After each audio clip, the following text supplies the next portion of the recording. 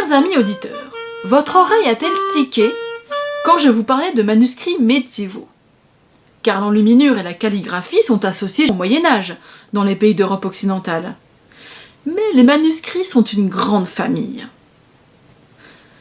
En voici quelques définitions trouvées dans le Petit Robert de 1972. En tant qu'adjectif, manuscrit signifie écrit à la main. C'est ce que nous avons vu au début de cette conférence. Mais en tant que nom commun, il s'agit dans un premier temps d'un texte, d'un ouvrage écrit au copier à la main. C'est ce qu'on appelle un écrit. Dans un deuxième temps, à partir du XVIIIe siècle, il peut s'agir aussi d'une œuvre originale écrite de la main de l'auteur. Les fameux manuscrits de Voltaire, par exemple. Et par extension, ce mot correspond ensuite à un texte original, dactylographié, donc tapé à la machine, mais plus ou moins corrigé de la main de l'auteur. Je n'irai pas jusque-là dans les trésors présentés aujourd'hui, mais vous allez découvrir quelques manuscrits inattendus. À commencer par celui-ci, qui est très épais, mais qui n'est pas de grande dimension. On est sur un petit 16 cm sur 11 cm. Sur la vieille étiquette collée au dos du livre, nous lisons deux cotes, 53, très peu lisible, et 60. Observons au passage les décorations dorées typiques des reliures du XVIIe siècle, avec des motifs végétaux pris dans des encadrements à deux filets. La reliure était garnie de fermoirs, comme vous pouvez le constater. Nous remarquons également l'usure des plats du livre. Et quand nous ouvrons l'ouvrage, nous découvrons une gravure collée sur le contreplat supérieur, une gravure qui représente le couronnement de la Vierge, et qui fait face à la première page manuscrite qui nous donne toutes les indications concernant ce livre. Il s'agit des Poésies religieuses et mystiques de sœur Marie-Louise Forest, des Ursulines de Semur, écrite en 1664 pour cet exemplaire. Comme il est indiqué, « Lecteur, voici le fruit de ma tendre jeunesse, pour en jouir sans bruit en ma sombre vieillesse. » 4e édition, achevée l'année 1664. Et d'ailleurs, cette date a été corrigée puisqu'il était indiqué au départ 1660. Les mystères du livre. Sous le tampon de la bibliothèque de Semur, une autre note manuscrite témoigne du récolement de 1884, le 11 août plus exactement, qui décrit un volume de 326 feuillets. La cote 60 est notée en bas à droite, sur un papier de restauration bien plus blanc que le papier de notre manuscrit. Non seulement c'est un manuscrit du XVIIe siècle, et non un manuscrit du Moyen-Âge, mais il est également enluminé par sœur Marie-Louise elle-même. Cette double page montre en face à face un texte signé par Marie-Louise en personne, agrémenté d'une structure végétale dessous, et à droite une page entièrement décorée de fleurs et de feuilles, en partie colorées. La fleur de la page de gauche, posée comme un chandelier à plusieurs branches, est surmontée par la couronne d'épines du Christ avec les lettres de l'ordre de Sainte-Ursule, IHS, Jesus, donc Jésus. Voici deux autres pages qui se font face avec des fleurs et des motifs floraux non coloriés. On ne sait pas si ces dessins étaient destinés à être emplis de couleurs, mais en tout cas, la main qui a réalisé ces dessins est très sûre. Deux autres pages où seul le vert des feuilles et des tiges a été posé. Il y a une belle symétrie pour les nœuds et les couronnes, mais les fleurs sont toutes différentes. On trouve des fleurs de lotus à l'égyptienne, des sortes de bleuets, d'autres fleurs d'où sortent les pistils, et des feuilles qui rappellent celles des chênes. Le côté fleuri habite continuellement ce recueil de poèmes. La couleur a d'ailleurs presque traversé la feuille, car on voit les endroits colorés de l'autre côté.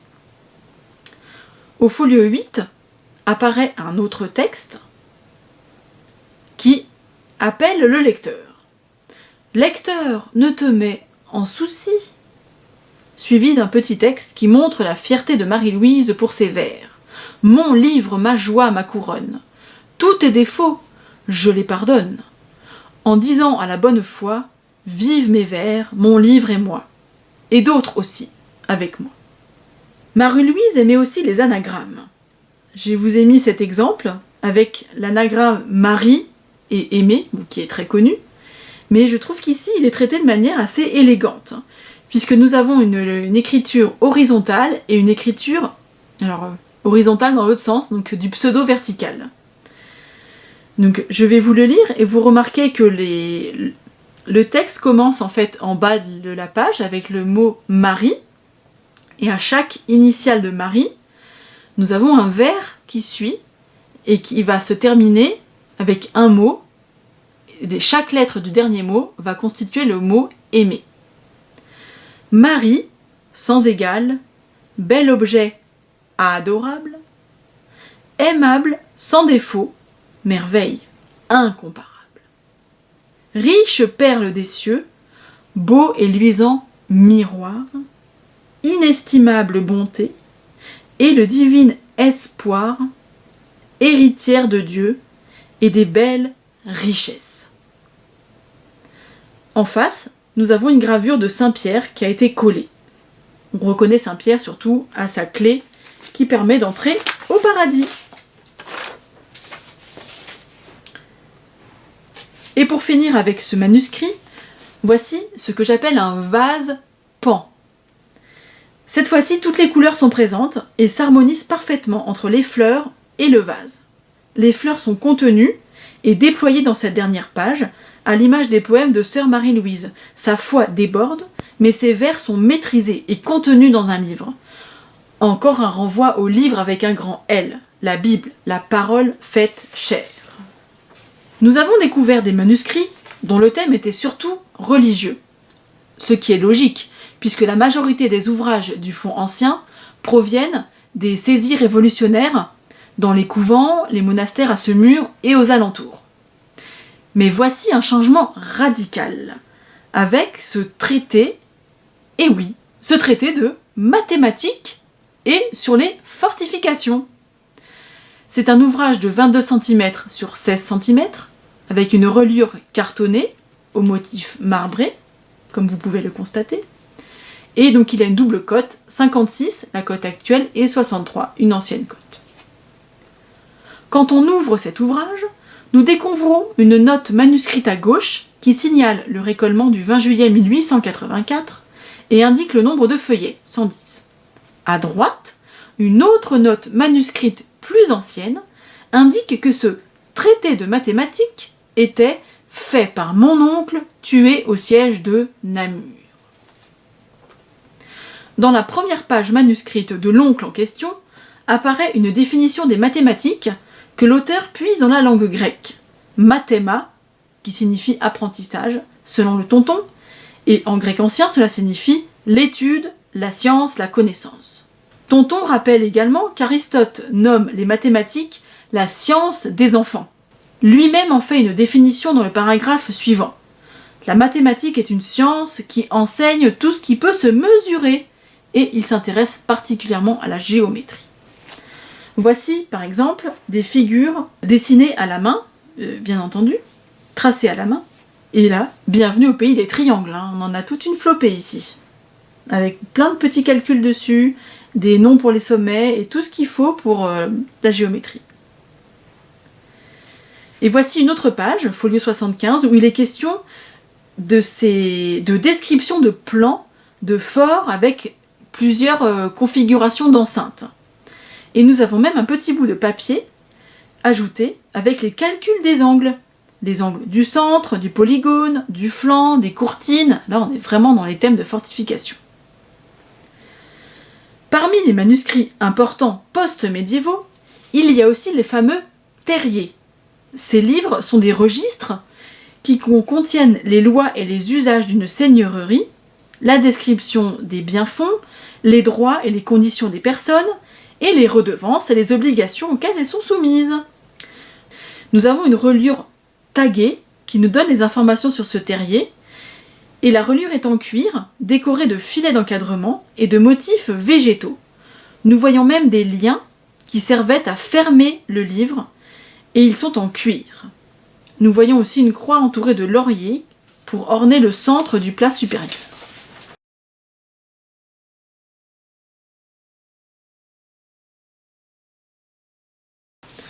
Sur le dos, nous retrouvons le même motif floral. Et vous constaterez que l'ouvrage est très abîmé, en bas. La reliure en tout cas. Mais cela nous permet de comprendre comment la reliure est attachée au feuillet. On aperçoit les 3 gros nerfs tressés qui disparaissent sous un bout de parchemin réemployé pour renforcer la structure du livre. Et le texte commence bien par le titre « Terrier et déclaration », avec pour date 1527. Je vous montre un autre plan terrier, uniquement la reliure. Il s'agit ici du plan terrier des seigneuries de Lantilly et des Chaumes, 1656.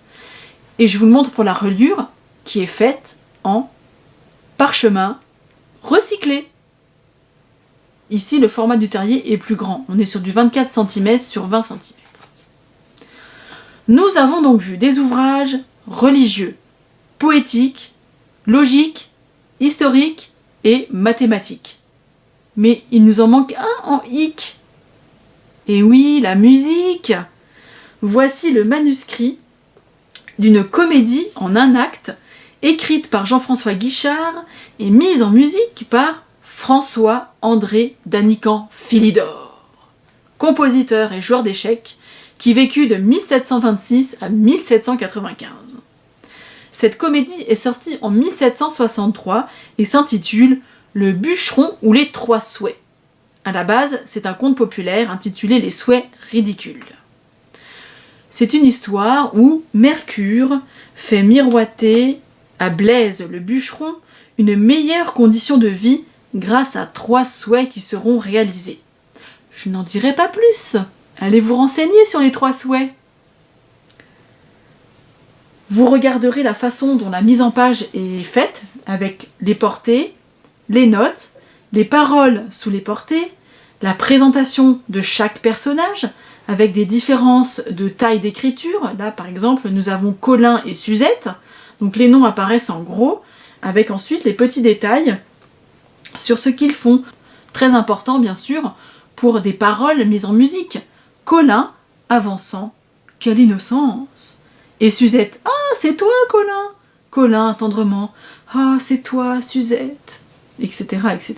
Donc nous avons toutes les précisions sur comment se tenir sur scène, et nous avons les partitions pour pouvoir chanter. Non, je ne vais pas vous infliger un chant maintenant, ne vous inquiétez pas, non, ne vous bouchez pas les oreilles, ce n'est pas la peine. Scène numéro 3, avec un air sur une sorte de récitatif, comme c'est indiqué, l'air numéro 5, avec Mercure, qui annonce à Blaise « Blaise, rassure-toi, le grand dieu du tonnerre veut bien toucher de ta misère, y mettre fin pour jamais, toi-même de ton sort. Tu vas être le maître, oui, de sa part, je te promets, qui remplira les 3 premiers souhaits, etc., etc. » Alors, petit détail, j'ai envie de dire presque ridicule, comme les 3 souhaits, nous avons à la toute fin de ce manuscrit une page où nous avons un détail avec des draps, des jupons, des serre-têtes, des chemises, des bonnets en coton. Et oui, sachez, chers amis auditeurs, que chaque petit bout de papier était très important. Le papier n'était pas aussi courant dans le présent de la vie quotidienne, comme on a aujourd'hui. On ne sait même plus quoi faire de nos papiers, quoique avec l'informatique maintenant on s'est soi-disant un peu calmé. Malgré tout, nous on est embarrassés entre les enveloppes, les papiers, les prospectus, les publicités, etc. Mais eux à l'époque c'était pas du tout le cas. Donc quand ils avaient besoin de faire une liste, ils prenaient un manuscrit et pouf, ils se servaient des pages non utilisées à d'autres usages. Bon, évitez de le faire avec vos livres quand même, hein, les amis. Amis auditeurs, j'espère que ce voyage dans le fond ancien de la bibliothèque de Semur vous a plu et surtout vous a ouvert quelques horizons dans l'univers des livres en général et des manuscrits en particulier. Et rassurez-vous, Il y en a encore toute une ribambelle, prêt à être découvert. Allez, prenez soin de votre plume.